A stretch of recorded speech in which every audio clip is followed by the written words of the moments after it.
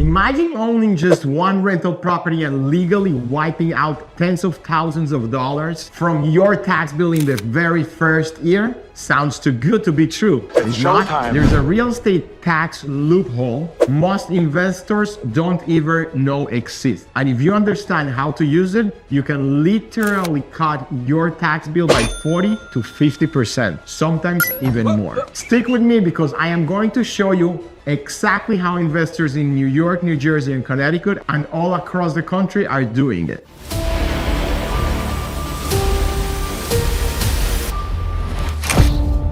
Watch until the end because I will show you how to combine this loophole with cost segregation to create six-figure tax savings in 1 year. Let's start with the basics because even the normal tax benefits of real estate are powerful. When you own an investment property, you can deduct mortgage interest, repairs and maintenance, property management fees, travel to your rental, advertising, utilities, and even part of your home office. And then there is depreciation. That is the IRS recognizing that your building wears out over time. Now, $1.2 million rental in New York, you can deduct about $43,600 every single year for 27 and a half years. That is before we even talk about loopholes. But here is the catch. The 1986 Tax Reform Act created something called the passive activity loss rule. Basically, the IRS said you can only use real estate losses to offset real estate income. So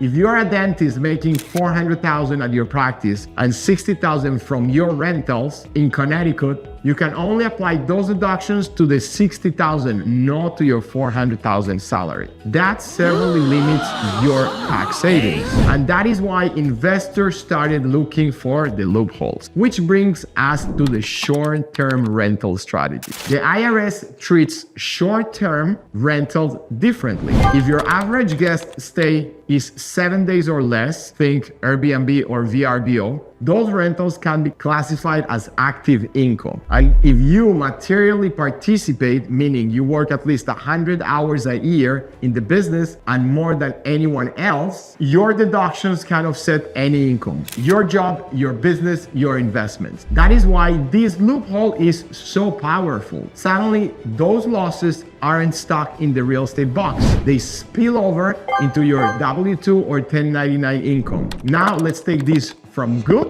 to great. Instead of waiting 27 and a half years to spread out depreciation, you can accelerate it with a cost segregation style. That means you break your property into buckets. The structure, 27 and a half years. Appliances, flooring, and lighting, 5 to 15 years. That allows you to front load deductions. I have seen investors in New Jersey accelerate 30 to 40% of a building's value in the first 5 years. On a $600,000 property, that could mean $150,000 or more deductions up front. Let me give you a real world scenario.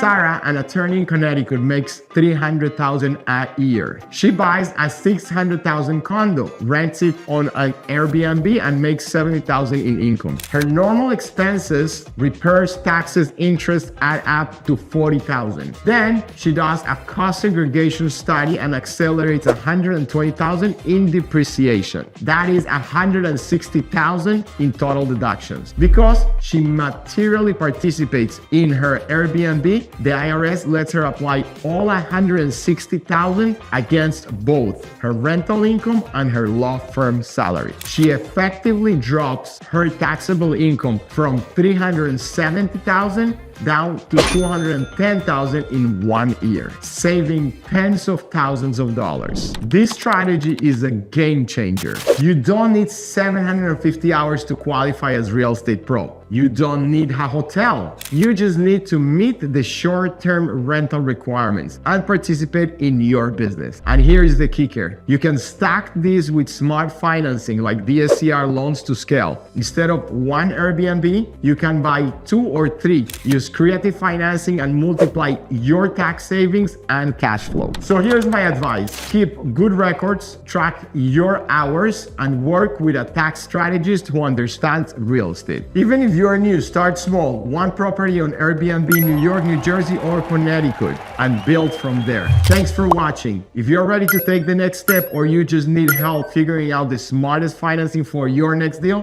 call or text. I will help you turn today's challenges into tomorrow's cash flow.